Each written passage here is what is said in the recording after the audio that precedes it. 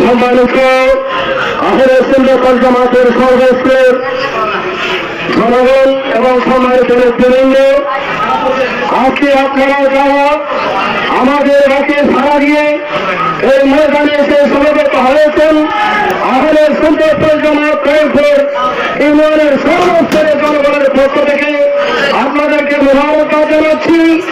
আমি আমার যুবক এবং তরুণ ভাইদের প্রতি আমরা হাত জোর করে অনুরোধ করছি, প্রশাসন এবং বাংলাদেশ সেনাবাহিনীর বিশেষ অনুরোধের কারণে আজকে আমরা এখানে অবস্থান করতে বাধ্য হয়েছি। সুতরাং আমরা পরিচয় দেব, আমরা আহলে সুন্নাতের জামাত সব সময় শান্তির পক্ষে, সব সময় শহীদ শতাব্দীর পক্ষে। আহলে সুন্নাত জামাতের অবস্থান শীঘ্রই এই ফুলের জমিনে বৃহত্তর আহলে সুন্নাত জামাতের আহ্বানে সমাবেশ সকালে আপনাদের সকলের উপস্থিতি কামনা করছি।